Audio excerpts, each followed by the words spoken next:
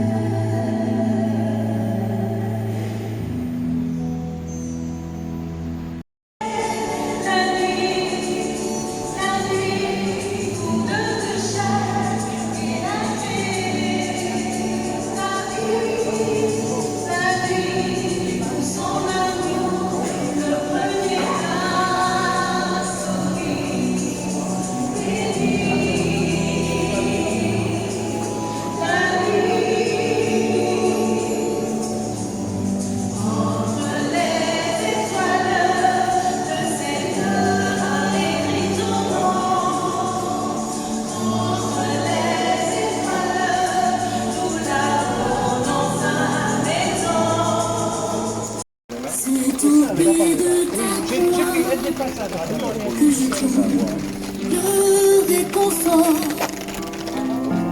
Je n'ai plus peur de rien quand je suis blottie dans tes bras. C'est au pied de ta croix que je trouve. C'est au pied de ta croix que je trouve le réconfort. Je n'ai plus peur de rien quand je suis blottie dans tes bras. C'est au pied de ta croix que je trouve le réconfort.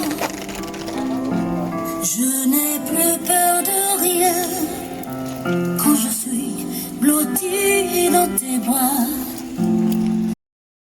Martinique, c'est à Rivière-Salée, au CFA-CMA, qu'une plaque a été dévoilée en mémoire de l'ancien pilote automobile de course, Max Richer, dit Maxo, une classe de technologie qui porte désormais son nom. Une grande partie de sa famille avait fait le déplacement 7 ans après. Écoutons le témoignage de sa fille et les réactions de son frère Guy Richer. Reportage Daniel Diaz, 100% Sport, KMT Télévision.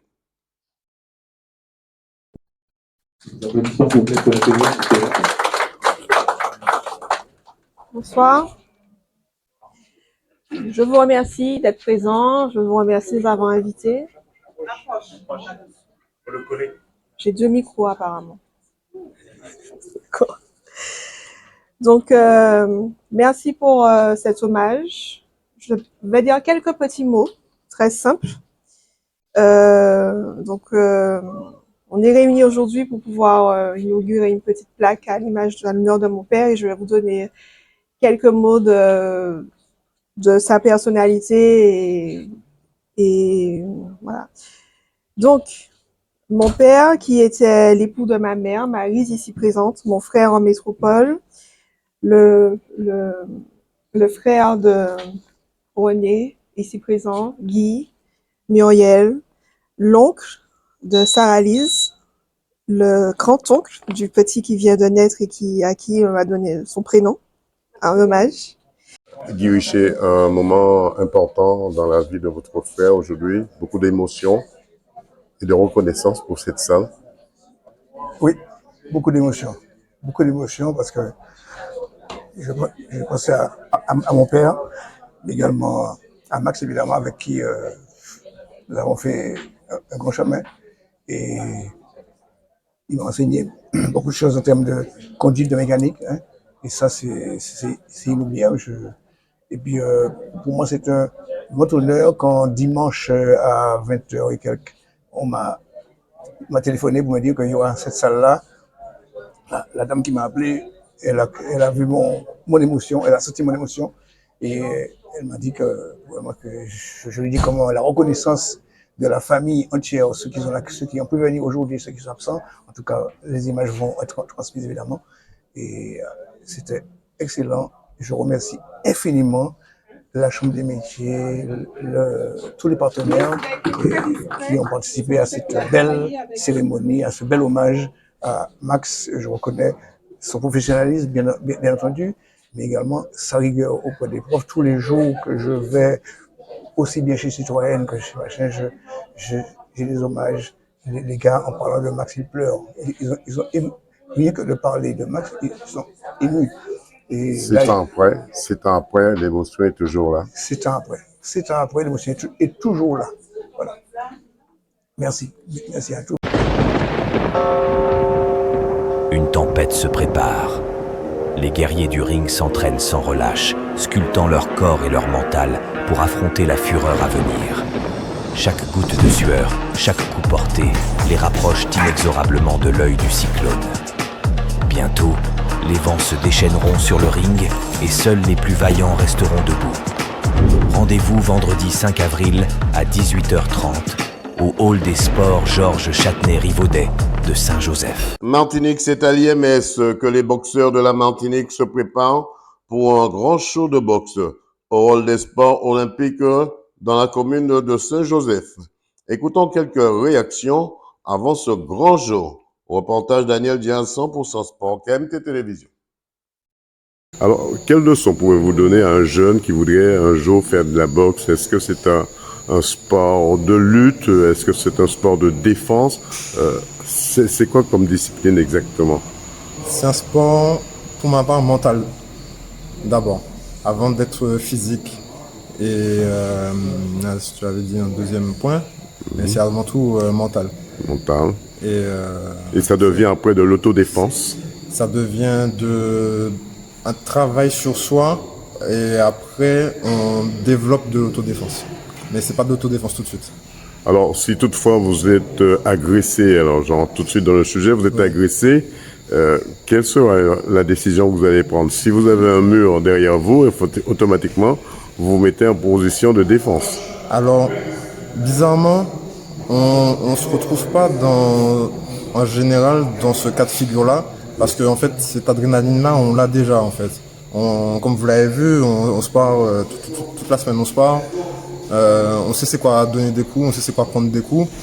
C'est pas quelque chose qu'on va apprendre dehors. Dans la rue, si on le fait, c'est un cas extrême. Mais on le fait déjà. Ce qu'on a besoin, on le pratique déjà. D'accord, non, donc, mais moi j'ai du mal à me projeter. Si je le fais, voilà. Ma question aussi, c'était beaucoup plus simple. Si vous êtes agressé un jour dans la rue, oui. Est-ce que vous allez pouvoir vous défendre? Bien sûr. Mais avant, c'est-à-dire que quand on donne des coups, il y a une intention derrière. Donc, est-ce que dans ce cas de figure-là, je ne vais pas vouloir le neutraliser plutôt que de le descendre, en fait. Donc, ça dépend de la situation. Voilà. Dans quel état d'esprit vous vous trouvez avant cette manifestation du 5 avril? Je me sens très bien, hein. On s'entraîne pour, on est à fond depuis plusieurs mois. On a un programme qu'on respecte, donc ce qui fait qu'on n'est jamais vraiment en pause et donc on est toujours motivé, toujours à fond, toujours dans l'entraînement, même pendant les moments de vacances. Donc franchement, là, voilà, on s'entraîne pour gagner, hein. Donc je sais pas, vous m'entendez? Est-ce que vous avez un régime bien spécifique au niveau alimentaire? Un régime bien spécifique, manger sainement, hein, c'est surtout ça, hein, le principal, hein. Après, les derniers jours, on va surtout faire attention parce qu'il y a un poids à respecter, mais c'est surtout manger sainement, hein. Ok. Alors Greg, comment va se passer cette grande manifestation, on va dire un show qui va se dérouler à Saint-Joseph? Comment ça va se passer? C'est le Martinique Boxing Show, en fait la 5e édition. On a déjà notre 5e édition et on reçoit des délégations de Saint-Martin, la Guadeloupe, possiblement Sainte-Lucie. Donc, tout simplement, on fait juste suivre la courbe de croissance de notre programme. Donc, c'est assuré que ça va être un show. C'est pour ça qu'on dit Martinique Boxing Show. Nos boxeurs ici en Martinique sont en train de suivre une courbe de progression. Donc, les combats vont être équilibrés. Il y a même des enjeux. Donc, il va y avoir champion de la Guadeloupe qui va affronter notre champion ici, tout simplement, dans les moins 71. Un combat attendu. Saint-Martin vont venir avec des boxeurs élites également. Donc, nous aussi, on a des boxeurs élites. Donc, je vous dis, ça va être un show vraiment extraordinaire. Donc, ça va être la 5e édition pour la Coupe de croissance. On a de beaux potentiels ici en Martinique. Je pense que au-delà de dire potentiel, on a déjà dépassé le cap de potentialité. On est rendu déjà dépassé le cap de potentialité. En fait, on est dans du talent qui se développe tout simplement. La preuve, on est rendu à notre 5e édition. On parle ici de Martinique Boxing Show, c'est-à-dire en anglais on dit un fight card, donc un gala de boxe international. On reçoit des délégations de la Caraïbe, on reçoit des officiels du Canada, on reçoit des officiels de Sainte-Lucie, de Guadeloupe. Donc on est déjà international. Il y a quelque chose qui se passe ici en Martinique, pas seulement pour le show, mais pour le talent qui se développe tout simplement. On ne peut pas faire un Martinique Boxing Show s'il n'y a pas un talent concret, s'il n'y a pas une potentialité de gagner. Donc on continue à gagner, on est rendu dans notre 5e édition. Donc le programme suit son cours tout simplement. Écoutez, je dis toujours, c'est la boxe qui est venue me chercher. Moi, en fait, mon premier sport, c'était le basketball. En fait, j'ai fait l'équipe du Québec au Canada en 1988. Ça a toujours été mon sport, d'aller dans la NBA, etc. Les choses n'ont pas fonctionné comme ça devait fonctionner. Et la boxe, c'est vraiment par hasard en m'entraînant. Et puis, j'ai été chanceux. J'ai croisé l'un des meilleurs au Canada, qui est Léonard Kikowski, qui est du système de l'Europe de l'Est. Par la suite, j'ai été formé aux États-Unis, en Floride, par le coach Norman Wilson. Et par la suite, quand je suis devenu professionnel, c'était avec les frères Grant, Howard et Otis Grant. Donc, j'ai vraiment eu 3 écoles de boxe vraiment intenses de haut niveau. Et ça m'a juste amené là où je suis aujourd'hui, qui fait que j'ai, comme on dit en anglais, je suis fearless au niveau international. La vision est claire pour moi. La vie fait que je suis en Martinique. Donc, avec les athlètes d'ici, on va développer. On va pas seulement participer au niveau international, comme je dis toujours, on va, comme on dit dans le jargon du sport, dominer au niveau international. Donc, on suit cette courbe de croissance-là. Alexandre Virès. Salut Patrick. Yo, Tony. Patrick. Jean-Max. Capitaine Fred. Martinique, les dernières foulées pour l'entraînement de la filière banane qui iront disputer le 7 avril prochain la 47e édition du Marathon de Paris 2024 et défendre les couleurs de la banane, Guadeloupe et Martinique. Avant de prendre l'avion pour Paris, nous les avons posé quelques questions. Reportage Daniel Diaz, 100% Sport, KMT Télévision. Patrick, comment ça va se passer ce déplacement pour cette 47e édition du Marathon de Paris? Concrètement, aujourd'hui, nous sommes quasiment à 2 semaines. On a commencé notre prépa dès janvier, dès début janvier. Et là, quand je regarde par rapport au regroupement de ce matin, la forme est là, on est bien, on est heureux de se retrouver déjà ici. Et puis, du fait de savoir qu'on va partir pour représenter dignement les couleurs de la banane de Martinique et de Guadeloupe, ça, c'est un challenge, c'est un nouveau challenge à relever. Et comme nous sommes des compétiteurs, alors du coup, nous sommes tous prêts, bien dans la peau, bien dans la tête, pour bien représenter la banane de Martinique et de Guadeloupe. Alors, Auster, toi qui on dit que tu es le moteur de cette équipe, est-ce que tu penses renouveler l'espoir de 2023? L'objectif, c'est reste toujours le même, faire mieux que l'année précédente. Même si les sensations sont peut-être moins bonnes cette année, mais il nous reste encore 2 semaines pour affiner tout ça. Donc c'est toujours le jour J qu'on sait si on est en condition ou pas. Maintenant, on a tout fait, comme l'a dit Patrick, on s'est préparé depuis janvier, on a tout fait pour être prêt le jour J. Donc on verra bien le moment venu. Alors, Jean-Max, toi, tu as déjà une expérience de ce marathon de Paris. Dans quel état d'esprit tu te trouves juste avant le départ? Ben, assez serein, je suis un peu j'ai la confiance, hein, j'ai confiance en moi, j'ai confiance dans le groupe. Je veux dire que je me sens bien. Ça fait 4 ans que je suis avec eux. C'est vrai que j'ai acquis un peu d'expérience avec le groupe, avec les sorties longues. On s'entretient bien, il y a une fraternité. Donc, il faut dire que on se sent bien. Donc, alors, du coup, dans 2 semaines, on est déjà prêt pour attaquer cette 47e édition. Et l'objectif, c'est de bien représenter cette banane Guadeloupe-Martinique et porter les couleurs de la banane. Nous sommes 11 au total, nous sommes 8 garçons et 2 femmes. Et le coach. Exactement, parce que c'est vrai, vous prenez de l'âge, on va rester dans la réalité, vous prenez de l'âge. Comment se fait le recrutement si dans 2 ans, vous voulez recruter de jeunes? Comment ça se passe, le recrutement? C'est, en fin de compte, comme je vous ai dit tout à l'heure, c'est coach qui a défini la feuille de route. Hein. Et nous, ce qui nous intéresse le plus, c'est de trouver justement des gens de la filière banane et qui font du sport. Et parce que c'est pas évident de se lever très tôt le matin, d'être dans les hangars et après des journées longues hein, de travail. Et puis avoir cette énergie, cette motivation pour aller faire du sport derrière.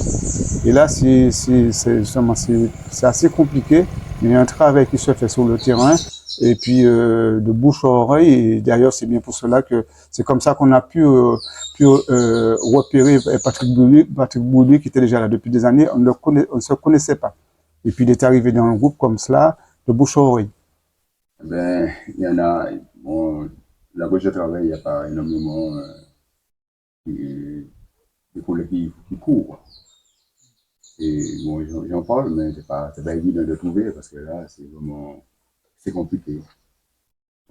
Non, là où je travaille, c'est pas, non, il n'y en a pas. Je suis le seul qui fait la course à pied. Bonjour à tous. Je m'appelle Cléance Luc, je suis responsable du groupe des marathoniens de la banane de Guadeloupe et de Martinique. Luc, ça va être un événement, cette 47e édition, on va dire que vous êtes un peu rodé. Bon, le terme n'est pas exact, mais vous connaissez déjà, c'est pas la première fois que vous faites ce marathon. Comment se porte le groupe, Luc? Disons, depuis que je suis arrivé à la tête des marathoniens, je m'occupe de ce secteur au nom de la banane de Guadeloupe et de Martinique. Le groupe a beaucoup évolué et on a amélioré énormément de choses et que je pense qu'aujourd'hui ça commence à devenir presque pour nous que un peu de la routine, surtout que nous avons pu intégrer avec nous nos amis de la Guadeloupe. Comment se porte la filière banane? À la filière banane, il faut pas se cacher. Nous sommes au coup de la vague. Et ça a été le gros combat que j'ai eu à mener pour pouvoir maintenir quand même le marathon.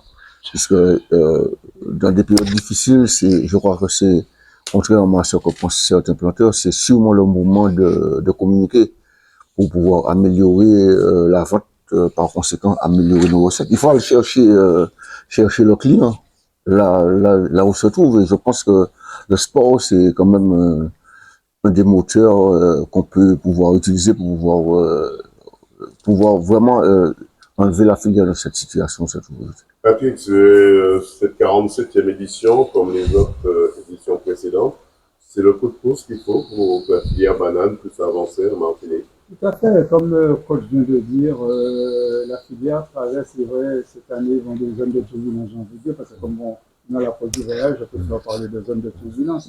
Mais, comme il a dit, nous sommes là justement pour montrer à l'international, à l'Europe,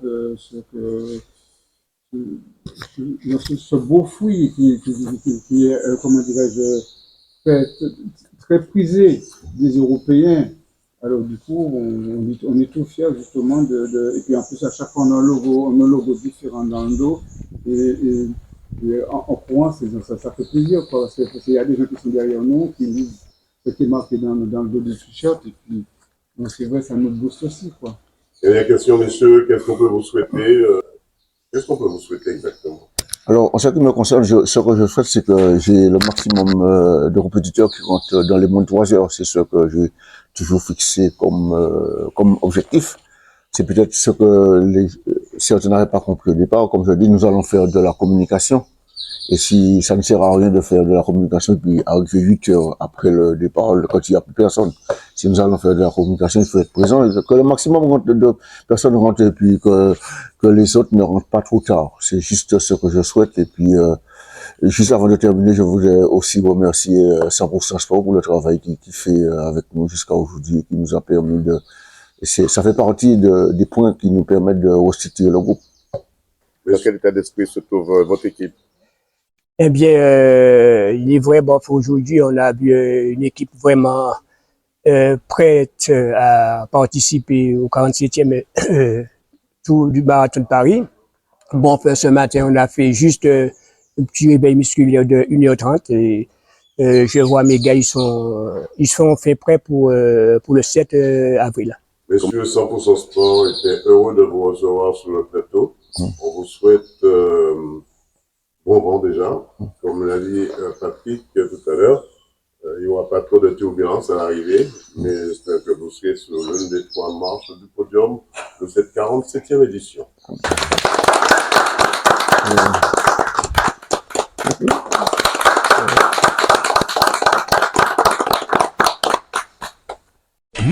Nouveau, le tennis Paddle Shop. C'est la maison du tennis qu'il vous faut. C'est tout l'équipement dans le domaine du tennis et du paddle. Raquettes, grippes, vêtements, chaussures, balles, sacs et bien d'autres. C'est aussi le cordage de votre raquette en moins de 30 minutes. Le tennis Paddle Shop, c'est au rez-de-chaussée, à l'angle de l'immeuble Vénutolo, à côté du centre commercial de Cluny. Ouvert du lundi au vendredi de 9h30 à 18h30 et le samedi 10h-18h. Téléphone 06 62 01 06 89. Le tennis Paddle Shop, c'est l'expert du tennis et du paddle qu'il vous faut. Autant demander où? Partenaire de 100% Sport.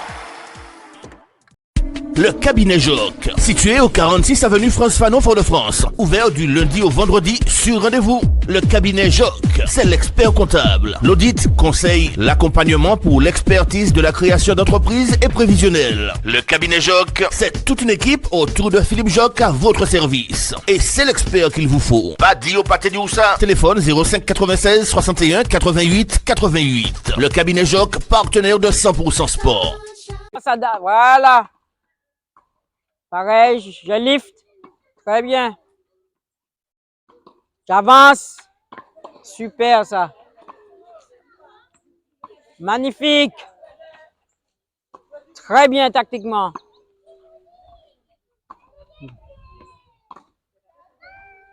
Dommage. Bien joué. Tu as eu de beaux échanges, c'est bien. Martinique, c'est à Fouachaud, au tennis club municipal du Robert, que la doyenne Martine Fibleuil et son école de tennis préparent les jeunes de demain à devenir des champions et des championnes dans le monde du tennis. Reportage Daniel Diaz, 100% Sport, KMT Télévision.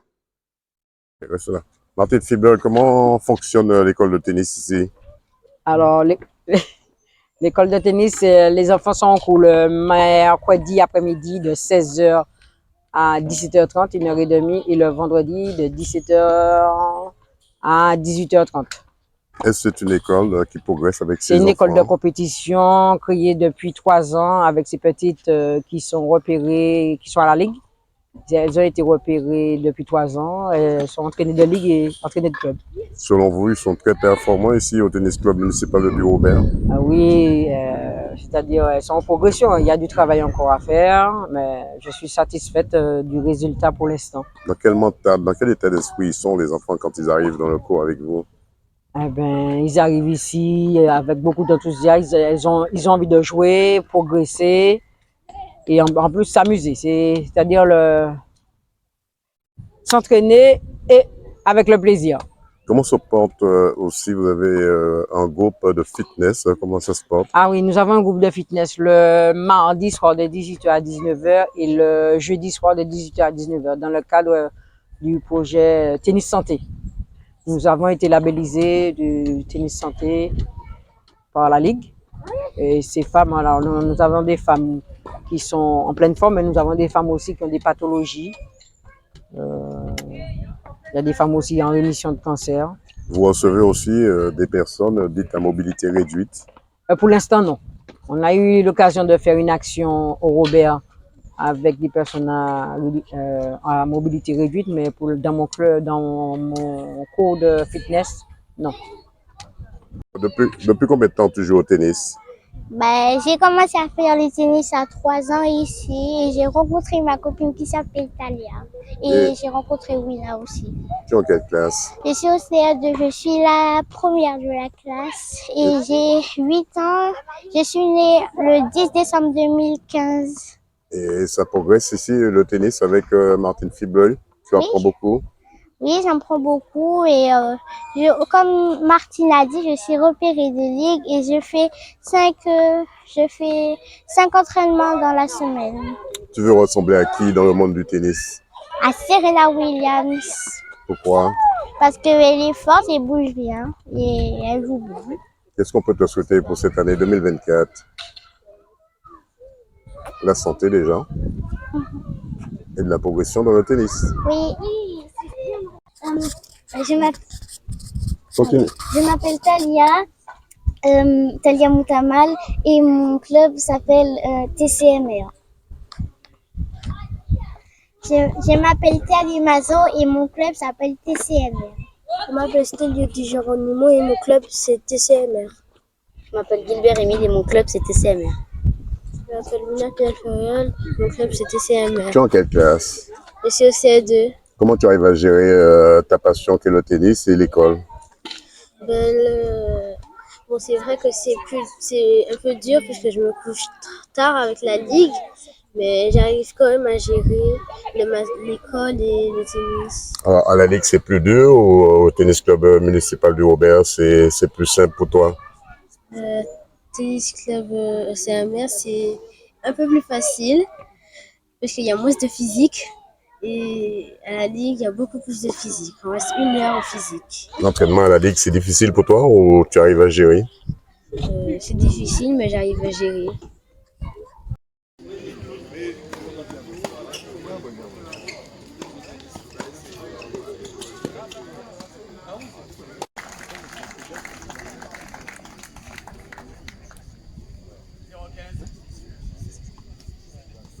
Martinique, le tournoi Open Corsair qui avait débuté le 26 février dernier a rendu son verdict. Écoutons quelques réactions. Reportage Daniel Diaz, 100% Sport, KMT Télévision. Bonjour, alors je me présente, Éléonore Barrère, je suis classée 0 et je suis licenciée au Stade français. Alors c'est vrai, vous êtes originaire de Saint-Mandé, c'est Mar-des-Fossés, c'est bien ça? Exactement. Dans le 94? Oui, exactement. Alors, comment ça s'est passé votre rencontre d'une part? Alors pour moi c'est la première fois que je viens en Martinique, donc je suis très contente d'avoir pu participer au tournoi. La rencontre, je pensais qu'elle allait être assez rapide au début, parce que je perdais quand même 6-2, 3-0. Mais j'ai quand même réussi à me battre et à gagner le deuxième set. Après malheureusement j'ai perdu 7-6 au troisième, mais bon ça c'est le tennis, hein, c'est comme ça. Voilà, mais très contente d'avoir pu faire une bonne finale, je pense. Alors, c'est la première fois que vous venez dans ce tournoi Open Corsair. Deux mots sur le département. Comment vous avez trouvé l'île?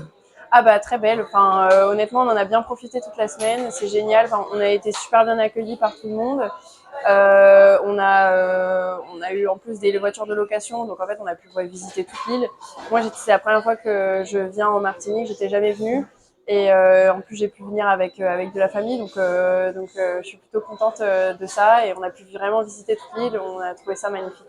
Ça restera des souvenirs gravés dans votre mémoire. Ouais, très bon souvenir honnêtement, et au plaisir pour revenir une prochaine année. Dans la 12e édition carrément. Ah bah pourquoi pas, hein, mais tout ne dépend pas de moi. Qu'est-ce qu'on peut vous souhaiter pour la suite? De continuer à prendre du plaisir en jouant au tennis et des victoires 7-6 au 3e pour moi, et pas perdre 7-6 au 3e, on va dire. Un coucou pour ceux qui vous regardent dans le Val-de-Marne. Coucou à tous ceux dans le Val-de-Marne. Je rentre bientôt sous le froid. Qu'est-ce qu'on peut vous souhaiter pour cette année 2024? Cette année 2024, de bons matchs par équipe. On a des bons objectifs avec mon club, donc j'espère que ça va bien se passer. Et puis aussi de continuer à apprécier la vie en dehors aussi, hein, parce que je fais plus que du tennis, je travaille, donc voilà, continuer à profiter avec le tennis, mais aussi en dehors. Bonsoir, je m'appelle Iris Sekani. Alors, c'est vrai, vous remportez cette 11e édition du tournoi Corsair. Deux mots sur votre rencontre. Comment? Deux mots sur votre rencontre. Parlez-moi un peu de votre rencontre. Alors, sur ce match-là, oui. Finale assez difficile. J'ai fait un bon premier set. Jusqu'à la fin du deuxième, je joue plutôt très bien. Je me sens moyennement bien, mais les conditions ici sont difficiles. Moi, je suis pas habituée à la chaleur. Et physiquement, j'ai un coup de mou. Elle se remet dedans, elle fait beaucoup moins de fautes, elle est agressive, elle joue bien cette fille. Et ce qui fait qu'elle gagne le deuxième set. Troisième set, il y a les balles neuves, ça m'avantage légèrement parce que du coup, je sers bien. Mais finalement, ça reste très accroché, c'est complètement équilibré au troisième set. Et à la fin, moi, je sers le jeu. Je sais que je dois serrer le jeu pour gagner et je le fais. Et ça aurait pu être elle, mais du coup, je suis contente d'avoir gagné quand même. En tout cas, vous vous envolez avec cette 11e édition. Ouais.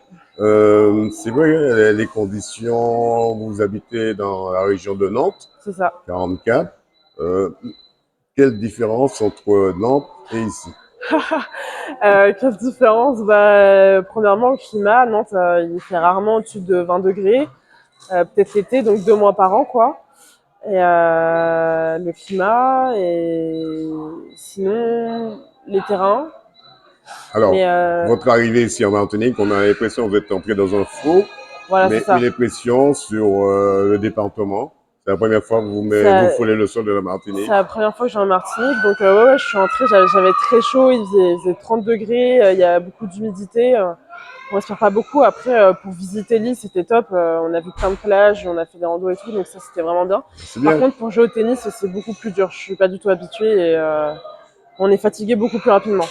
Alors quand on enlève toute la partie météorologique, en dehors de ça, le pays est magnifique. Le pays est magnifique, voilà, je suis très contente d'être venue, c'était une opportunité super.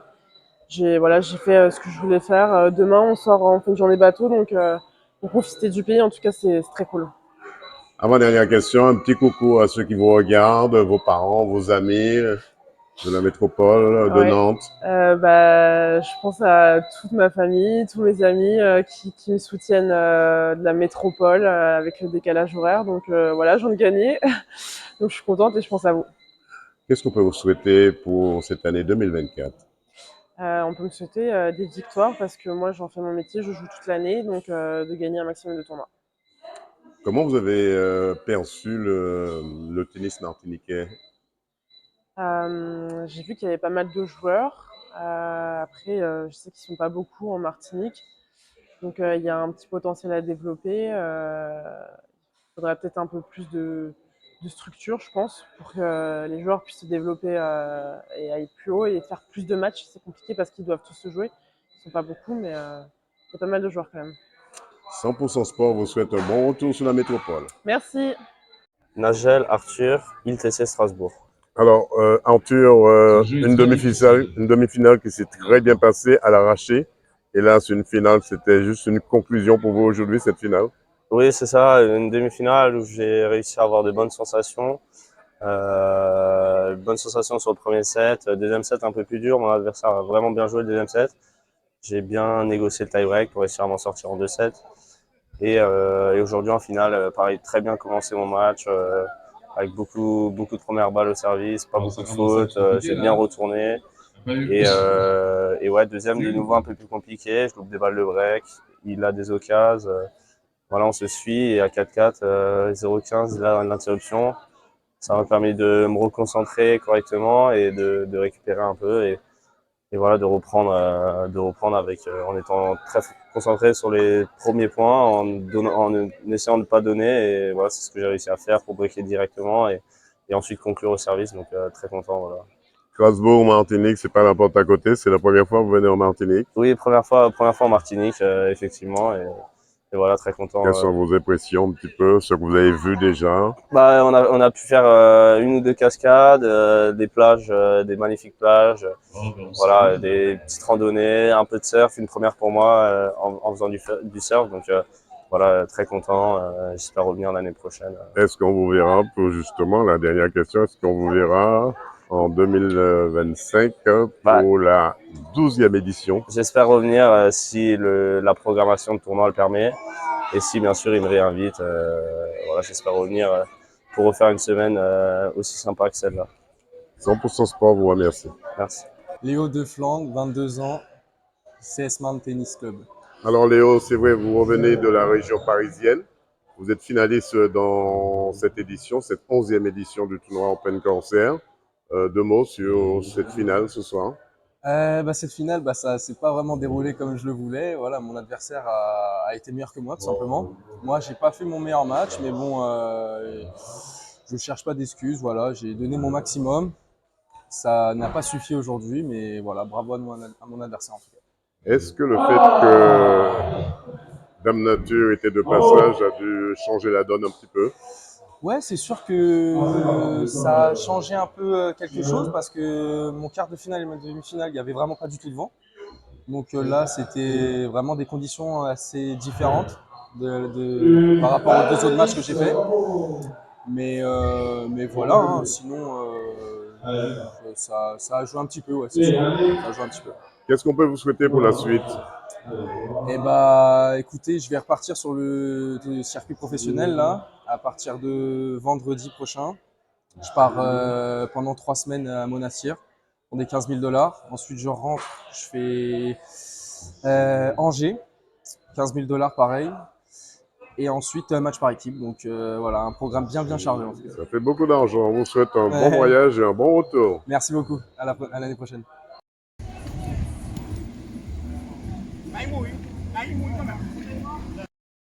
Martinique, c'est au boulodrome du Saint-Esprit qu'a débuté le championnat des boulistes où le club de Rivière-Pilote recevait le club de Belém-Flamantin Franzi Vidéo. Temps Michel Marie-Jeanne.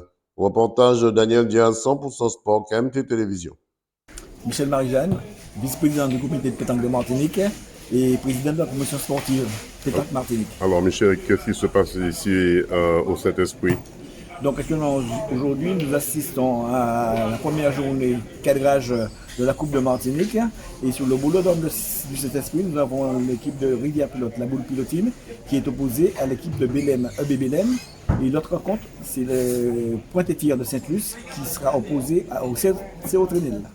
Un championnat qui prendra fin quand exactement? Donc la Coupe de Martinique, c'est par élimination directe qui commence aujourd'hui, prendra fin vraisemblablement autour du mois de mai. Qu'est-ce qu'on peut vous souhaiter pour la suite? Donc par la suite, le calendrier est hyper booké, overbooké, je dirais même, parce que dans la foulée, après la Coupe de Martinique, nous aurons le championnat des clubs qui va prendre dans la foulée et qui va se terminer au mois de septembre par la poule des As, vétérans et seniors, élite et seniors.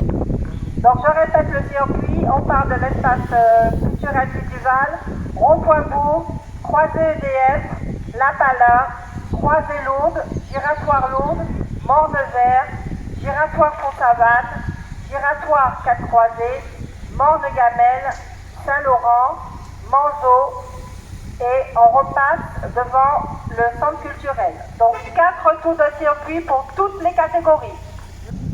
Alors 5, 4, 3, 2, 1, stop monsieur. Stop départ. Donc je rappelle 4 tours de circuit. Bonne course à tout le monde.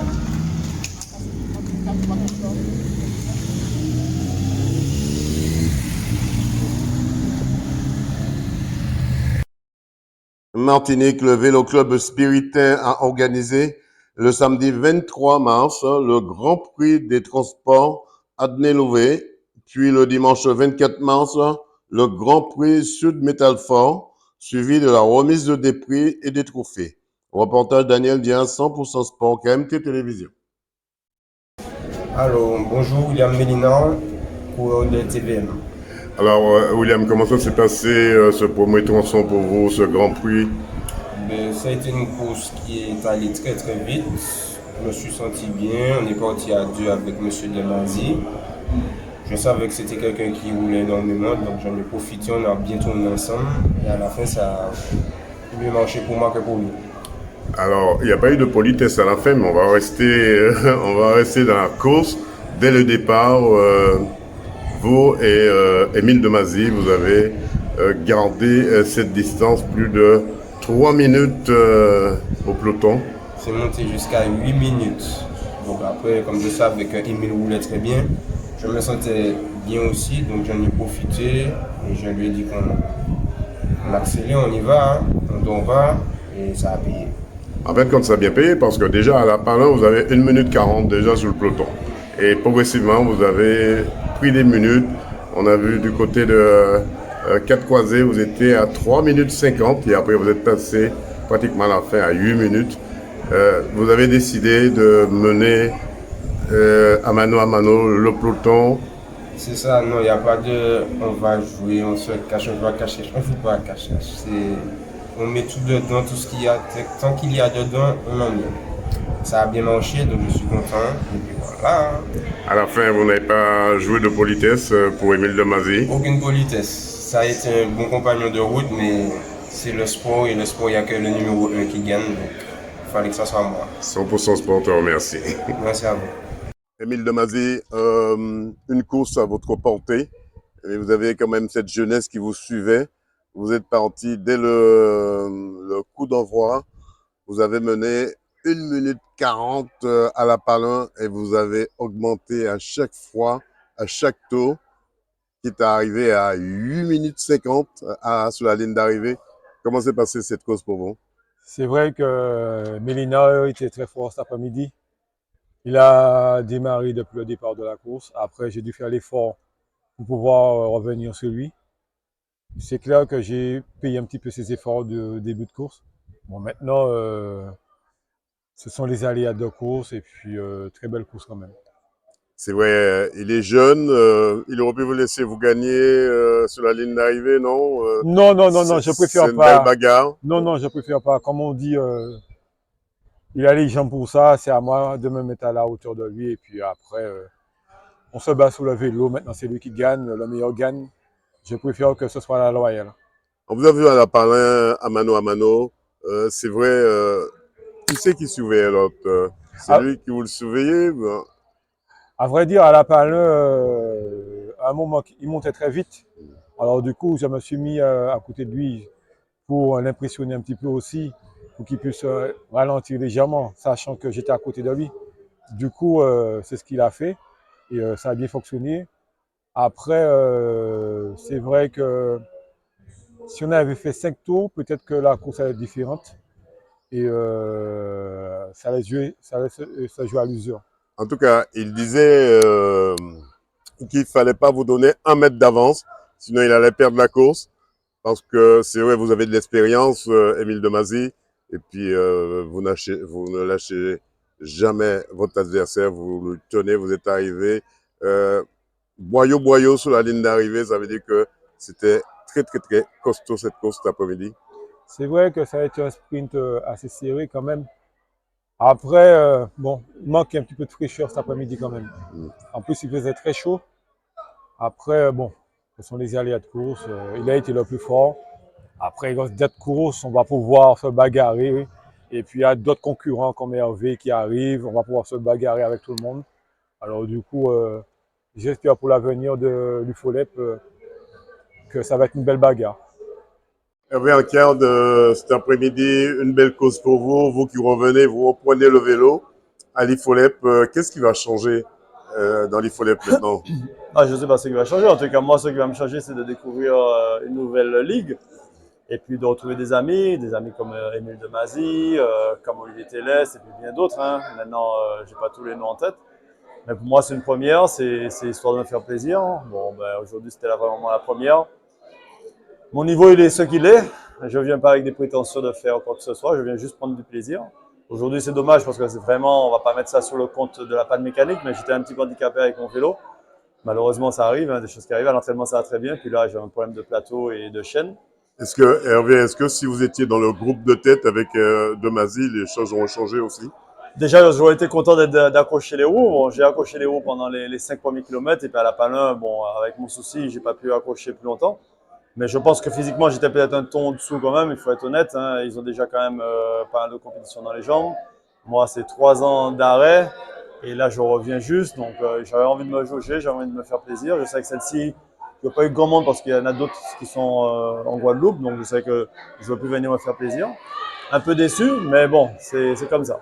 Un spécialiste comme vous, Hervé Ancarde, quand on parle de la Palin, c'est un vrai coupe-jarret? Ah, c'est pas vraiment la Palin. Les coupes-jarrets sont plus du côté de Montvert-du-Cos. La Palin, c'est toujours une bosse qui est un peu mythique, mais c'est qui se monte bien normalement. Mais les coupes-jarrets sont plus du côté de Montvert avant de prendre Font-Savane. Parce que là, on a des petites bosses, le revêtement n'est pas super. Et là, on a vraiment des petites coupes-jarrets, ouais, comme on peut dire. Et quand on entend, par exemple, la Palin, est-ce que les coureurs, dès qu'on leur dit la Palin, ils savent comment se mettre pour franchir cette côte? Oui, parce qu'on vient juste après de la descente, il y a une descente juste avant. Donc après, quand la bosse, le premier virage est quand même dur, donc il faut adapter son braquet. Après, ça se monte en pente douce. Hein. La moyenne de la pente doit être à peu près de 5%, 5 à 6% maximum. Donc c'est une bosse qui se monte bien. Normalement, ça se monte avec le grand plateau. Et c'est pour ça aujourd'hui, je ne pouvais pas utiliser mon grand plateau. Donc j'étais à un petit plateau, mais ça montait vite avec Émile qui mettait un gros train. Mais c'est comme ça. Et puis en tous les cas, les coureurs, c'est sûr que c'est des bosses qui ont toujours un peu d'appréhension. Mais maintenant, ce genre de boss-là, ça se passe très vite. C'est un effort de 2 minutes maximum et 2 minutes, 3 minutes. Et c'est fini, quoi. Donc, Hervé Ancarde, on vous retrouvera très prochainement avec vos nouvelles fonctions. D'ici là, on vous souhaite une bonne continuation. Merci. Avec moi, Madeleine Dibandi, comment s'est passé ce Grand Prix Sud Métal Fort pour vous cet après-midi? Alors, c'était une compétition qui est avec un relief vallonné, beaucoup de relances, pas beaucoup de récup, mais bien heureusement, il y avait des descentes donc assez longues, donc je pouvais limiter la casse et puis effectivement essayer de regagner les roues qui étaient devant moi. Et puis le début a été assez rapide, donc j'ai eu un petit peu de mal à me mettre dans le tempo tout de suite et puis après, il a fallu que je retrouve mon rythme et puis j'ai réussi à retrouver et à collaborer avec les copains, ces messieurs. 4 femmes dans ce groupe-là, notamment avec Béatrice Perronnet, Reine Dalia. Il y a une autre dame que son nom m'échappe, mais avec vous, Karen également. On a vu dans le peloton en montant justement juste avant d'arriver cette côte de la Palin qui fait très mal aux coureurs. Vous aussi, vous subissez ces conséquences de cette côte? Oui, alors c'est-à-dire qu'il y a des choses intéressantes qui se passent avant, des virages signeux qu'il va falloir négocier. Et pour ma part, je les négocie avec beaucoup de prudence parce qu'ils sont très techniques et voilà, il faut tout le monde est technique. Moi, je préfère la règle de la prudence et puis forcément, vu que je suis un petit peu loin dans les roues, je fais des efforts pour revenir. Et puis après, c'est la côte de la Palin. Hein. Voilà. Qu'est-ce qu'on peut souhaiter à Sport Police? Écoutez, encore beaucoup de compétitions, la forme et puis finir la saison 2024 pour repartir en 2025. Alors, comment s'est passé ce parcours pour vous? Le parcours était bien. Il était très technique.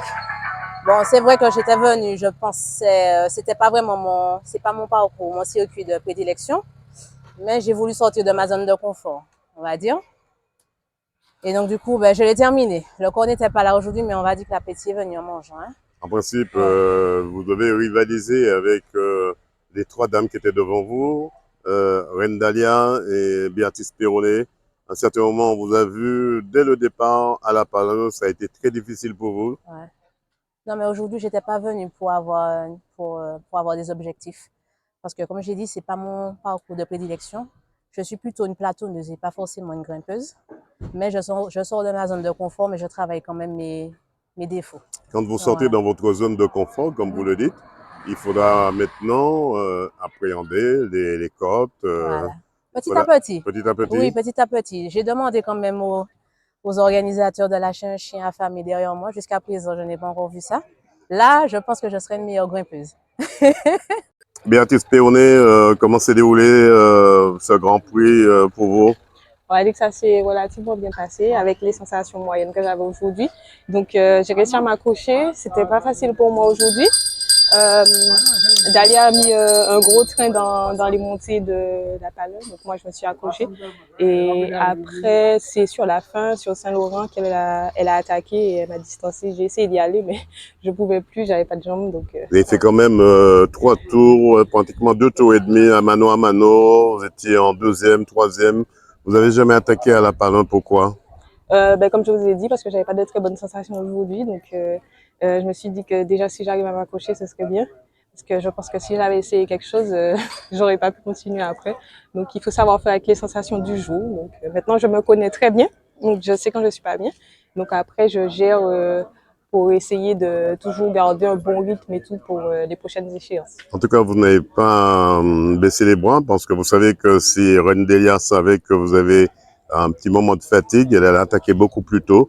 Vous avez tenu jusque-là pour montrer à cette jeune et que vous qui êtes une femme d'expérience, qu'il ne faut pas dévoiler ses batteries. Oui, c'est ça. On essaye toujours de ne pas montrer quand on est mal. Après, je pense qu'on commence à se connaître un peu, toutes les filles, donc on a tendance à savoir quand l'une n'est pas bien. Et aujourd'hui, j'ai réussi à quand même m'accrocher au maximum. Et puis, elle a su faire la différence. Elle était vraiment bien aujourd'hui. Elle avait de bonnes jambes, donc elle mérite sa victoire. Hein. En tout cas, vous avez donné une bonne leçon aux équipes masculines qui étaient à côté de vous, les hommes, hein, mais vous avez donné une bonne leçon. Ils se souviendront peut-être de ce Grand Prix de Sud-Fort. Oui, c'est parti. Reine Dalia, à quel moment vous avez faussé compagnie à Béatrice Perronnet qui vous suivait de très près? Donc, comme vous avez dit au début de la course, Béatrice et moi, on est restés ensemble dans le peloton. On a réussi à tenir avec les garçons. Moi, je trouve que ça roulait pas trop. Alors, bon, c'est vrai que je menais souvent le groupe et j'ai senti que j'avais de bonnes jambes. Donc, à Saint-Laurent, au dernier tour, dans les toboggans, j'ai pris la décision d'attaquer et j'ai tout donné jusqu'à l'arrivée et ça a plié. La descente après Saint-Laurent était favorable pour la gagne ici? Oui, c'était favorable. Le plat aussi, parce que j'aime beaucoup le plat. Donc, j'ai tout donné et j'ai foncé jusqu'à l'arrivée. 100% Sport vous remercie.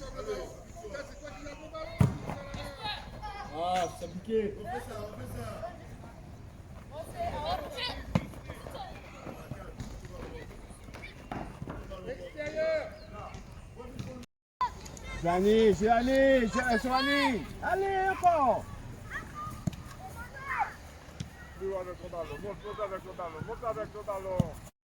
Martinique, c'est à Rivière-Pilote que 100% Sport s'est déplacé pour l'entraînement de la nouvelle génération du Racing Club de Rivière-Pilote. Reportage Daniel Diaz, 100% Sport, KMT Télévision. Mon nom est Philippe Paquion. Alors, Philippe, quel atelier mettez-vous en place pour ces jeunes? Ces jeunes, on met sur beaucoup d'ateliers de motricité. C'est ça, et aussi la conduite de balle. C'est important à cet âge-là pour pouvoir maîtriser le ballon. Donc, c'est sur la motricité et aussi un peu de vivacité dans le jeu, la progression, des phases dans la construction du jeu. Le déplacement, c'est important le déplacement parce que comme on a des jeunes qui à cet âge, ils veulent tous aller là où se trouve le ballon. Donc nous, on met des petits ateliers, des petits modèles de terrain réduits. Pour les canaliser en quelque sorte. Voilà, de façon qu'ils puissent se déplacer sur un petit terrain, pour d'autres qui sont dans un grand terrain, qu'ils arrivent comment se déplacer pour la circulation du ballon. Ça reste un jeu pour eux, ces enfants. Oui, pour le moment, c'est ça. Il y en a qui sont déjà un petit peu plus aguerris, eux, ils sont sur le système de la compétition. Mais nous, on est dans la phase pour 2 cœurs. Il faut que les jeunes s'amusent. Ils sont là juste pour jouer. Ils sont là encore, comme on dit, ils apprennent à jouer au ballon. Ça pas encore jouer au ballon. C'est l'éducation pour l'instant. Voilà, on est à l'école de foot, donc c'est ça, c'est important. C'est l'écoute, c'est surtout ça. Nous, on s'arrête même dans le jeu, on arrête un jeu, s'il y a une phase de jeu qui ne nous plaît pas, on l'arrête pour pouvoir corriger. Parce que là, on ne laisse pas de ça avancer dans l'erreur. Est-ce qu'ils arrivent à faire la différence, est-ce qu'ils arrivent, je dirais, entre le ballon et leurs études? Est-ce que vous êtes là aussi? S'ils n'apprennent pas à l'école? Ah non, parce qu'aujourd'hui, comme je dis, il n'y a plus de football au bec. Ça, c'est important, ça. Ça, c'est important. Il faut qu'ils aient cette base aussi. Il faut ça. Un jeune, de toute façon, si un parent m'a dit que l'enfant a les exercices, ça, c'est prime. Je ne vais pas dire, mais non, non. Je préfère que l'enfant reste à la maison, qu'il fasse ses exercices, qu'il fasse tout ce qu'il y a pour l'école, il ne doit pas venir à l'automne. Tellement, comme je dis, pour le moment, c'est un loisir. Je dis que c'est un loisir. Donc, ça reste toujours un loisir. Après, quand ça va commencer à monter dans d'autres sections, d'autres catégories, ce sera encore plus important. Mais toujours, on les accompagne toujours encore dans l'étude. Comment est-ce qu'ils sont turbulents? Comment ça se passe en tant qu'éducateur, vous? Est-ce que vous arrivez à les canaliser? Du mieux que possible, oui. Les jeunes de maintenant, ils sont un petit peu durs. C'est plus les jeunes d'avant. Avant, on avait l'amour du football. Maintenant, les jeunes ils sont là juste pour être au football. Alors, il faut vraiment les inciter, les faire aimer à jouer au football. Bon, après, c'est le travail de l'éducateur. Mais voilà. Est-ce que vous les apprenez le respect entre l'arbitre et un joueur et le ballon? Oui, tout à fait. C'est l'une de nos priorités. Voilà. On essaie de les, comment dire ça, de les faire en sorte qu'ils soient autonomes. Voilà. Beaucoup d'autonomie, qu'ils apprennent effectivement ces règles-là, le respect de l'autre. Surtout le respect de l'arbitre quand ils seront plus grands, savoir quand l'arbitre siffle une faute, ils n'ont pas à contester. Oui, tout à fait. Dès le plus jeune âge, on leur apprend ça. On est avec JR. Alors JR, qu'est-ce que vous mettez en place pour ces jeunes? Là, on surtout sur la formation. On les apprend à jouer, à se placer. Les bases du football. Souvent, on ne joue pas trop la gagne, on joue plus sur la formation, l'esprit d'équipe, toutes les règles qui font le football fondamental. Est-ce qu'ils arrivent à assimiler ces règles-là facilement? C'est compliqué pour certains. Il y en a d'autres qui sont devant, il y en a d'autres qu'il faut reprendre encore et reprendre, comme toute base d'apprentissage. Qu'est-ce qu'on peut vous souhaiter pour 2024? Pour 2024, c'était l'année dernière presque finie. Avec les gamins une bonne évolution et qui prennent plaisir à jouer au football. Ils arrivent à avoir de bonnes notes à l'école et aussi au ballon. Oui, en fait, nous, on a mis le point de donner que le comportement à l'école est primordial. Non, ça suit au football. C'est-à-dire que si tu es puni à l'école, tu viens au football, donc la punition suit au football aussi. C'est-à-dire que si tu as un mauvais résultat, un bulletin, tu ne joues pas. Si tu es envoyé, tu n'es pas convoqué. Des choses comme ça. En fait, comme c'est même une chaîne pyrotechnique de l'éducation de ces jeunes. Mais en fait, quand tu es éducateur, même si tu n'es pas parent, mais tu éduques quand même un enfant au foot. Hein. Tu lui apprends les bases, tu lui apprends la discipline, tu lui apprends plein de choses. Qu'est-ce qu'on peut te souhaiter à 3JR pour 2024? Que tous mes vœux se réalisent, on va dire ça comme ça. Alors Gladys, comment ça se passe ici au Racing Club de Rivière-Pilote avec ces jeunes? Alors bonjour, mon Gladys Tamarin, responsable de la section jeunes, donc de ici sur U13. Donc je m'occupe de chapeauter administrativement et organisationnellement les enfants, pour renforcer aussi les coachs qui font un travail exceptionnel. Donc voilà. Comment ça se passe avec les enfants? Est-ce qu'ils sont un peu turbulents? Est-ce qu'ils écoutent? Les enfants, ils sont très turbulents, mais c'est un plaisir en fait. Il faut vraiment avoir l'amour des enfants pour pouvoir faire ce genre d'activité. C'est parce que j'aime les enfants et que j'aime mon club et que j'aime ma commune que je participe dans ce sens. Qu'est-ce qu'on peut vous souhaiter pour 2024? Qu'on continue, qu'on évolue, qu'on s'améliore et qu'on ait de plus en plus de projets. Je m'appelle Monique Jean-Baptiste Brian, je suis au Racing Club de Rivière-Pilote. Je m'appelle Modeste Kylian, je suis au Racing à Rivière-Pilote. Je m'appelle Pastel Michael, je suis au Racing Club de Rivière-Pilote. Je m'appelle Julien Delepicot et je suis au Racing Club de Rivière-Pilote. Bonsoir, je m'appelle Emma Brodney et je suis au Racing Club de Rivière-Pilote. Je m'appelle Pizarro Daïwan, je joue au Racing Club de River Pilote. Je m'appelle Norm Samaré et je joue au Racing Club de River Pilote. Je m'appelle Lindy Rennes, le club de Racing. Moi, je m'appelle Kéline et je suis au club de Racing. Je m'appelle Sylvie, je suis au club de Racing. On commence. Mets-toi derrière. Va derrière. Je m'appelle Léo, Racing Club de Rivière Pilote. Je m'appelle Ilan et je suis dans le club de Rivière Pilote.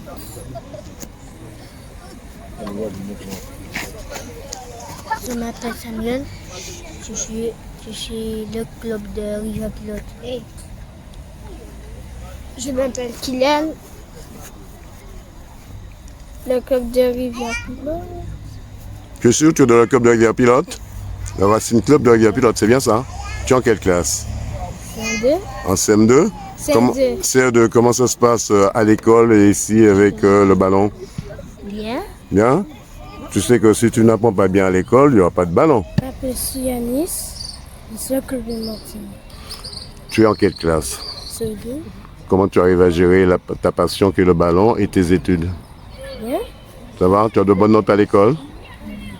Des fois. Tu es sûr? Oui.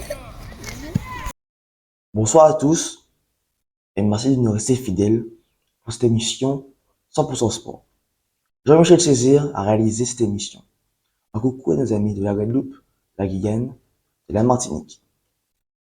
Un coucou à Alain Petit et Charlie Prod de Saint-Joseph.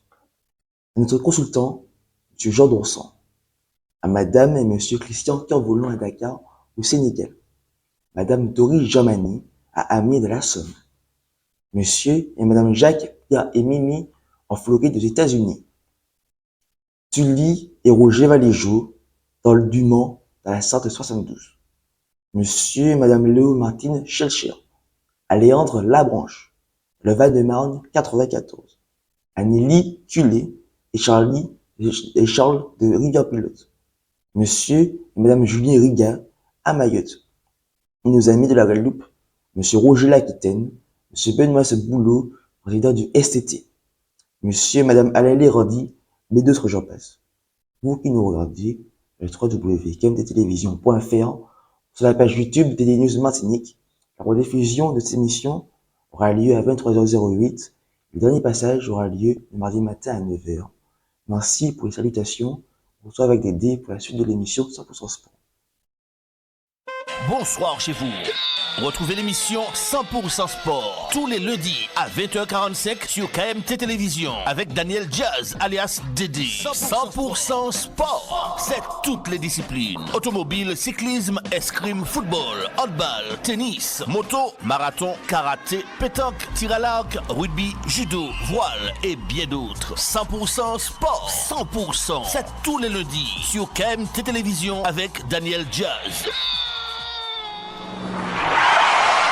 Oui. Ah non! Ah, ça arrivait, oh. Mais pas qu'à c'était tout. Allez, Kai CAD. CAD, Caribbean Automotive Diffusion. C'est le spécialiste de la vente de pièces détachées pour véhicules japonais et coréens. Daewoo, Nissan, Hyundai, Getz, Kia, Sorento, embrayage asiatique et bien d'autres. C'est aussi des commandes rapides et soignées. Une équipe dynamique autour de Charles pour vous servir en toute tranquillité. Pas dit ou pas te savent. CAD Mandiou. C'est au 16 rue Voltaire au Terre-Séville. Ouvert du lundi au vendredi de 8h à 17h sans interruption. Le samedi 8h 12h. Le mail caribbean.automotive@gmail.com. CAD, c'est le spécialiste de pièces détachées qu'il vous faut sans défaut.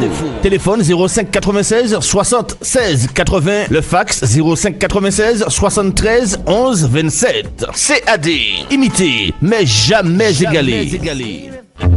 Parts Motoservice PMS, c'est le numéro 1 de la réparation de votre moto, 2 ou 3 roues, quelle que soit la marque, avec un devoir de résultat à tous les niveaux. Parts Motoservice PMS, c'est aussi le montage de vos pneus et en exclusivité, vidange, réparation, vente de pièces de rechange, toute marque. Commande rapide et soignée.